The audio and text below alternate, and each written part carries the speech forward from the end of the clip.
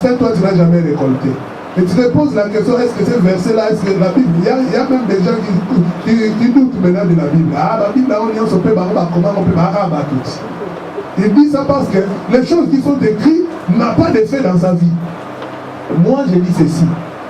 Donner, c'est bien. Tu seras béni, mais lorsque tu craindras l'Éternel. Amen. Comment tu donnes, mais il n'y a pas la crainte de Dieu et tu attends que Dieu te bénisse. Dieu ne va pas te bénir. Vous avez un camarade qui n'a sauté. Avant musique qui n'a pas sauté. Avant que la paix à la musique qui n'a pas sauté. Il restera Dieu. Quand je parle de ces choses, bien aimé dans le Seigneur, laisse-moi te dire, moi-même, j'entre dans ces choses. Et je dois changer ma vie, moi aussi. Si moi aussi, je ne retourne pas à l'Éternel, bien aimé dans le Seigneur, ces paroles que je suis en train de prêcher, c'est cette parole qui va me condamner devant ce Dieu. Yes. Je n'ai pas besoin d'être condamné. Je dois changer ma vie. Je dois changer ma vie. Si la Bible nous dit personne n'est parfait, cela veut dire moi aussi je dois changer ma vie. Cherche à retourner à l'Éternel. Si tu attends d'abord, non, que le pasteur retourne d'abord, après moi je vais retourner aussi. Bien aimé, si Jésus-Christ est venu aujourd'hui, quelle que soit la raison que tu pourras pousser. D'ailleurs, l'avocat c'est lui. Maintenant tu n'auras plus d'avocat ce jour-là. L'avocat n'est plus là. Toi tu ne sauras pas. Qu'est-ce que tu diras devant Dieu? Pasteur Nabiso, pasteur Nabiso, pasteur il y a un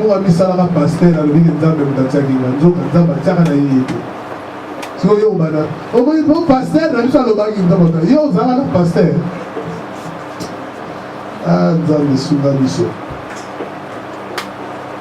lisons Jonas.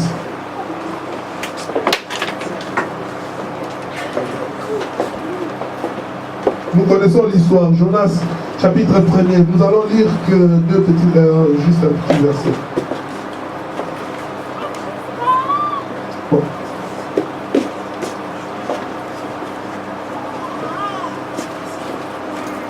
Alors, on va lire à partir du 8e verset. Oh, comment j'ai dit? Hey, alléluia. Nous allons lire à partir du 8e verset jusqu'au 12e verset. Jonas, chapitre 1er, verset 8 à 12.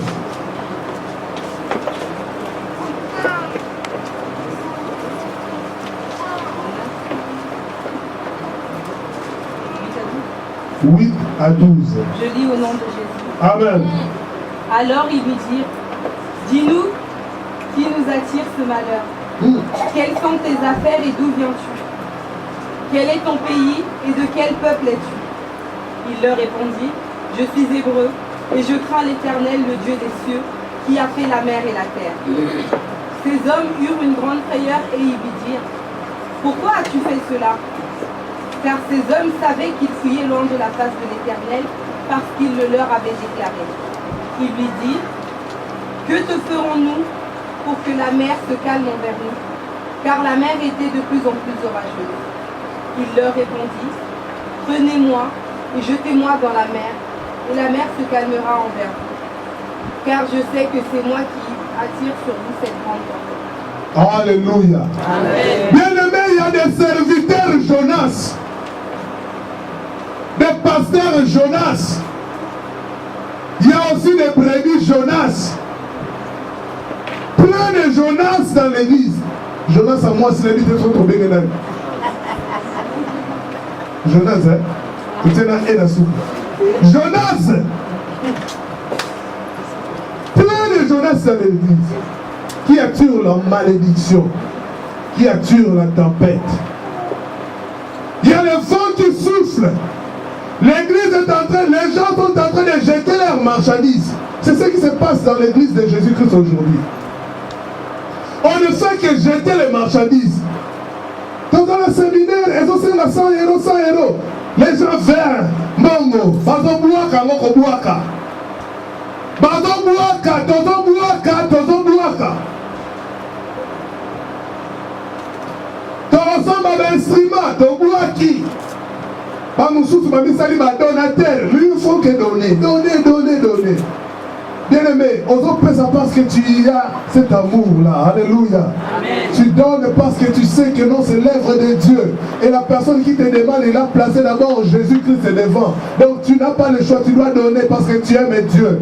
Mais le problème qui est là, tu es Jonas, sans le savoir. Parce que tu t'es éloigné de la face de Dieu. Tu es en train de fuir ton Dieu. Aux autres qui m'entendent, tu fuis Dieu en désobéissant à sa parole. Tout celui qui désobéit à la parole de Dieu, il fuit la face de Dieu. Parce qu'il s'éloigne de Dieu. C'est cette personne-là qu'on est en train d'appeler dans le livre de Jonas, de Osée, de retourner vers l'Éternel. Venez, retournons vers l'Éternel. Les Jonas, ce sont des gens qui attirent la malédiction. Les gens qui voyageaient dans ces bateaux, ils avaient leurs marchandises, ils avaient leur argent, ils avaient leurs biens. Peut-être c'est ce commerce-là qui nourrissait leur famille. Il faisait tout pour sa famille au travers de ces commerces qu'il a. Le pain que tu reçois, le salaire qu'on te donne, c'est avec ça que tu envoies les 10 chiffres à ta famille. Mais aujourd'hui, tu n'arrives plus à envoyer les 10 chiffres parce que tu ne fais que jeter dans l'église. Je ne demande pas aux gens de ne plus donner à Dieu, mais je prêche la parole de Dieu. Amen. Celui qui comprend, il va faire selon Dieu va le conduire. Amen. Moi, je ne vais rien cacher aujourd'hui. Même si les pasteurs me diront que yo, maté, aux autres, je m'en fous. Amen. Sorry. C'est l'Esprit Saint. Alléluia. Amen. Nous devons prêcher la vérité. Amen. Les gens donnent, mais ils ne reçoivent rien en retour. Et maintenant, nous donnons peut-être la terre où toi tu avais semé, il y avait des rochers, il y avait des épines, ce n'était pas une bonne terre. Qui t'a dit que ce n'était pas une bonne terre? Le problème est que tu es en train de jeter parce qu'il y a Jonas dedans. Jonas, bien aimé dans le Seigneur, si tu es Jonas dans cette église, tu dois te lever pour dire que je dois retourner à l'Éternel. Qu'est-ce que Dieu t'avait demandé de faire? Il t'a envoyé à Colombe, pasteur Papi André. Qu'est-ce que Dieu t'avait dit à Colombe? Est-ce que pour que tu sois Jonas, ou bien pour que tu sois son serviteur? Si moi je suis Jonas, bien aimé, tout ce que vous allez donner, en retour il n'y aura rien. Ah, si j'étais Jonas, aujourd'hui je dois prendre la décision de retourner à Ninive. Je dois aller à Ninive. Alléluia. Amen. D'abord la décision de retourner vers Dieu. Et qu'est-ce qui s'est passé pour Jonas? Après avoir cherché le malheur, le peuple commençait à pleurer parce que quand les gens pleuraient dans ces bateaux-là, il n'y avait pas seulement, ils ne pleuraient pas seulement à cause de l'eau. Non, parce qu'ils pleuraient d'abord parce qu'ils ont vu l'eau, il y a la mort. Ils pleuraient d'abord par rapport, il y a le naufrage. Alléluia. Ils se sont dit, c'est fini pour nous. Ceux qui avaient des téléphones à l'époque, qui avaient des téléphones, ils faisaient déjà des textos. Papa, c'est une koto sawana. Maman, elle est. Biso et Indi. Ils faisaient déjà des textos. Envoyaient des messages pour leur dire qu'ici ça ne va plus. On ne sait pas si vous allez nous voir. Des testaments. Ils faisaient déjà des textos comme ça. Mais il y avait d'autres personnes qui ne pleuraient pas par rapport au naufrage. Ils pleuraient par rapport à leurs marchandises. Tout ce que j'avais. Alors même dans la ville où je pars, là-bas, qu'est-ce que j'irai vendre? J'ai déjà tout jeté dans l'eau. Tout jeté.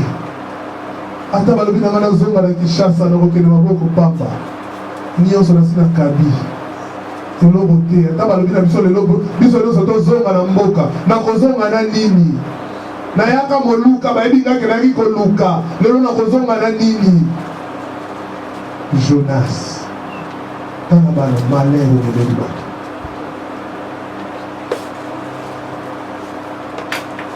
Jonas, lorsqu'il a compris que c'était lui, il s'est levé. Moi j'aime Jonas.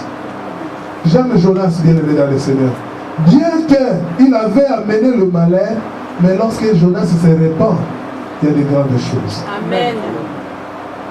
Jonas, quand il a compris que c'est lui qui était le porte-malheur, la Bible nous dit que Jonas a demandé à ces gens-là que si toutes ces choses que vous voyez, si cela vient, c'est à cause de moi.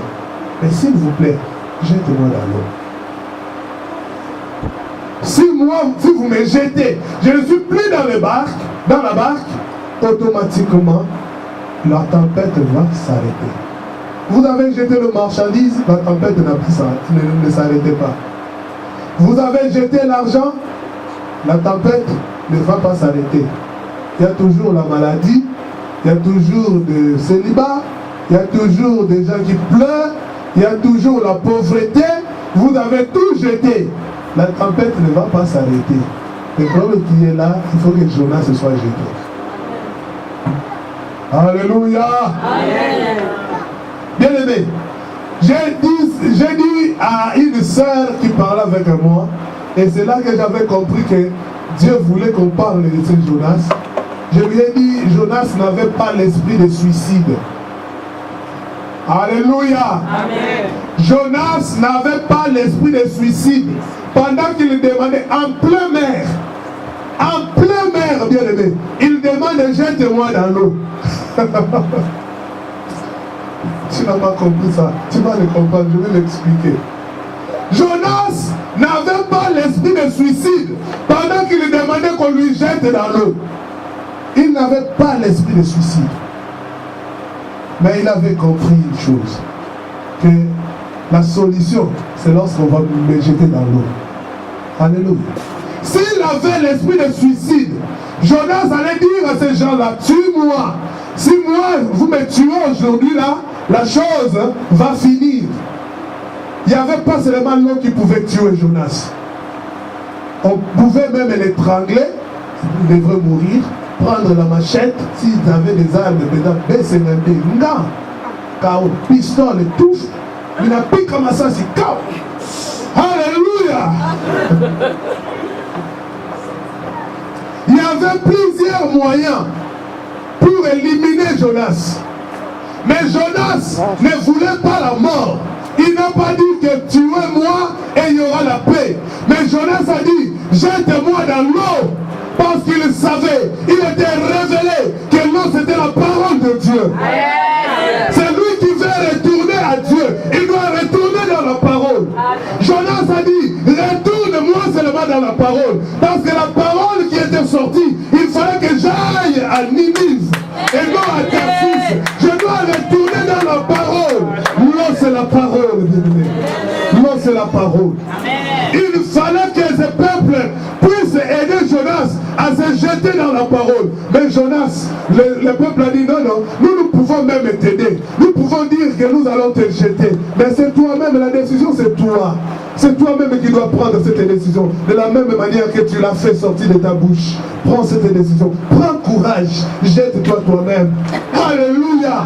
Toi, Jonas, qui m'écoute aujourd'hui, tu dois prendre la décision. C'est toi-même qui as compris que c'est toi qui es le porte-malheur dans le bateau. C'est toi qui es le porte-malheur. C'est toi qui amène la souffrance dans l'église. C'est toi qui amène la souffrance dans le foyer. C'est toi qui amène la souffrance au milieu des peuples de Dieu.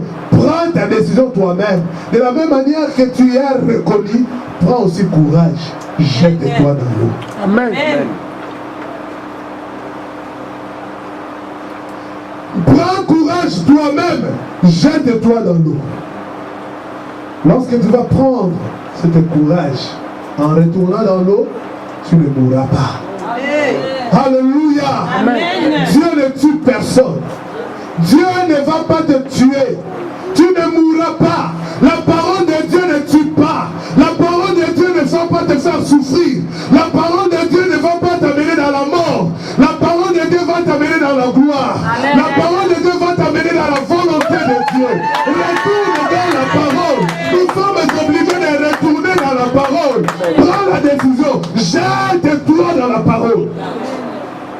cette décision-là, bien-aimé. Jetons-nous dans la parole. Retournons dans la parole. La gloire de Dieu va se manifester. Amen. Retournons dans la parole. Il y aura le calme dans le bateau. Retournons dans la parole. Même si tu continues à lire dans le seul même livre de Jonas, tu vas comprendre qu'est-ce qui s'était passé lorsque Jonas s'était jeté dans l'eau. L'eau, quand on te jette dans l'eau, quand tu vas reprendre, quand tu vas prendre la décision de se jeter dans l'eau, Dieu va se lever pour te protéger. Amen. Il va se lever pour te protéger. Quels que soient les moyens, il va te protéger. Tu as déjà vu un poisson garder quelqu'un dans son ventre 100% le mâcher? N'habitez sur les aguilles, Mougoute, requin, les aguilles, baleine. Alléluia.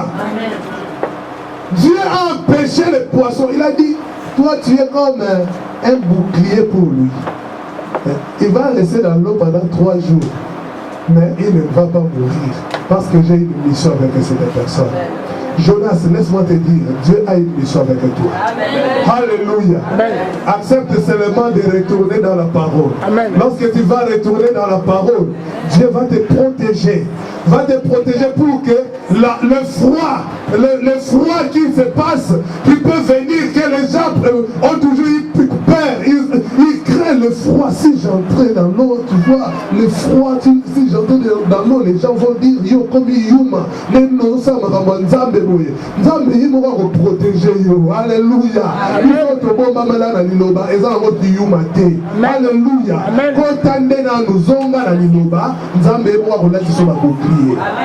Ah, il y a le médecin qui Jonas. Ils avaient bouclier pour le Jonas. Pourquoi Jonas pas protégé, enveloppé. Pour ma maladie. Oh, parce qu'avant qu'il n'a maille, Abeli Kibeka, Abeli Pandi, Arobela Pandi, oh Malidi, grippe zouye, Nakata Maï, Robela grippe. Parce que protection dans le Zarawan. Il y a quoi et ça n'était pas Jonas. Jonas a été bien protégé. Il a été bien enveloppé. Il a été bien gardé. Pendant 3 jours, il n'y a pas eu la fièvre, il n'y a pas eu la maladie. Il n'avait même pas faim pendant qu'il était dans le ventre du poisson. Et quand tu vas retourner dans la parole, quand tu vas retourner à Dieu, Dieu va dire, bon, merci. Parce que tu es revenu maintenant, je vais maintenant te donner ma mission que je t'avais confiée. Alléluia. C'est vrai serviteur de Dieu, Dieu t'avait appelé. Oui, il est vrai serviteur de Dieu. Dieu t'avait choisi. Il t'a appelé ministre. Tu iras annoncer la bonne nouvelle. Mais sauf que tu étais devenu Jonas. Tu avais fait ce que Jonas avait fait. Tu fouillais la pensée de Dieu. Tu faisais ce que Dieu ne t'avait pas demandé. Aujourd'hui, retourne dans la parole. Serviteur de Dieu, enfant de Dieu, retournons dans la parole de Dieu. Et Dieu va te confier la même mission qu'il t'avait confiée le jour où tu t'étais retrouvé avec lui. Amen. Est-ce que nous pouvons acclamer le Seigneur? Dieu ne va pas changer la mission qu'il t'avait confiée. Dieu ne va pas changer la mission qu'il t'avait confiée. Les prophéties qui ont été dites sur toi, les mêmes prophéties, c'est les mêmes prophéties que Dieu va continuer avec. C'est la même prophétie qui va t'amener dans la gloire. C'est la même prophétie qui va t'amener dans le succès. Tu réussiras avec ces mêmes prophéties. Dieu ne va pas changer. Dieu ne va pas changer la prophétie. La prophétie restera la même. Mais il est question que toi, tu prennes la décision de retourner dans la parole. Amen. Dieu a dit à Jonas, oui Jonas, comme tu as reconnu, dans le ventre du poisson, il était bien protégé. Il ne faisait que parler avec Dieu. Seigneur, j'ai compris que c'est moi qui avais fui ta pensée. C'est moi qui étais parti loin de ta présence. Maintenant, Seigneur, fais de moi ce que tu voudras. Maintenant, Seigneur, je suis retourné. Je ne vais plus partir à Tarsis. Maintenant, Seigneur, fais de moi ce que tu voudras. Jonas, au-dedans de lui, il pensait que Dieu va dire, bon, comme tu n'avais pas voulu Ninive, bon, Tarsis, c'était aussi un endroit, bon, ça va, je vais t'envoyer dans une autre ville quand même. Dieu a dit, non, Ninive est allé à Yo. Alléluia. Ninive Dieu ne va pas changer ta mission. Dieu ne va pas changer ta vision. Mais le problème qui est là, toi retourne seulement. Lorsque tu vas retourner, il va te dire maintenant, va là où moi je t'avais envoyé. Amen. Bien-aimé dans le Seigneur, il y a eu des réveils qui se sont faits dans la Bible. Il y a eu des réveils, il y a des gens qui ont prêché la parole. Il y a eu le réveil, il y a eu des réveils. Mais laisse-moi te dire, les réveils qui étaient entrés à Ninive, c'était une autre réveil.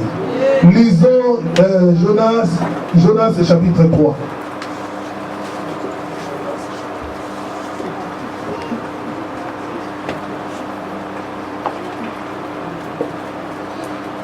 Jonas chapitre 3, à partir du premier verset. Amen. La parole de l'Éternel fut adressée à Jonas une seconde fois en ces mots. Lève-toi, va à Ninive, la grande ville, et proclame-y la publication que je te donne, que je t'ordonne. Et Jonas se leva et alla à Ninive selon la parole de l'Éternel. Attends, cette fois-ci il a accepté. Cette fois-ci il a accepté. Maintenant, je vais partir à Ninive selon la parole de l'Éternel. Vas-y. Or, Ninive était une très grande ville, 3 jours de marche. Jonas fit d'abord dans la ville une journée de marche. Il criait et disait, encore 40 jours et Ninive est détruite. Alléluia. Les gens de Ninive crurent à Dieu. Ils publièrent un jeûne et se revêtirent de sacs, depuis les plus grands jusqu'aux plus petits. Depuis les plus grands jusqu'aux plus petits. Parce que Jonas a parlé. Alléluia. Bien-aimé, toi qui es serviteur, qui était devenu comme Jonas, toi qui fouillais la pensée de Dieu, laisse-moi te dire, avec le même message que Dieu t'avait donné avant, c'est le même message que tu iras vaincre Ninive. C'est le même message. Ne te sous-estime pas. Ne te culpabilise pas. Parce qu'il y a beaucoup de serviteurs de Dieu qui sont devenus, qui ont maintenant la culpabilité. Ils se sont dit, est-ce que Dieu va faire encore? Est-ce que Dieu va m'utiliser encore? Parce que j'avais refusé. Bien-aimé, prends courage. Lève-toi. La souffrance sera là parce que tu dois marcher 3 jours. Mais ce n'est pas grave. Ninive sera sauvée. Continue, ma soeur. La chose parvint au roi de Ninive. Il se leva de son trône, ôta son manteau, se couvrit d'un sac et s'assit sur la cendre. Et il fit faire dans Ninive cette publication, par ordre du roi et de ses grands, que les hommes et les bêtes, les bœufs et les brebis, ne goûtent de rien, ne pèsent point et ne boivent point d'eau. Que les hommes et les bêtes soient couverts de sacs, qu'ils crient à Dieu avec force et qu'ils reviennent tous de leur mauvaise foi et des actes de violence dans leurs mains sont coupables. Qui sait si Dieu ne reviendra pas et ne se repentira pas, s'il ne renoncera pas de son ardente colère, en sorte que nous ne périssions pas. Dieu vit qu'ils agissaient ainsi et qu'ils revenaient de leur mauvaise voie. Alors Dieu se repentit du mal qu'il avait fait résoudre de leur père, et il ne le fit pas. Alléluia. Le mal que Dieu comptait faire dans la vie de Ninive, il ne l'a plus fait parce que Jonas a parlé. Jonas, lève-toi et parle. Dieu veut faire de grandes choses à Ninive. C'est par toi que Dieu va trouver gloire à Ninive. Fermons nos yeux, lèvons-nous, nous allons prier. Si tu vois que ce message te concerne, si c'est possible de gêner pour ta vie, cherche à gêner. Gêne même pour chercher à se repentir. Dieu veut faire de grandes choses. Au nom de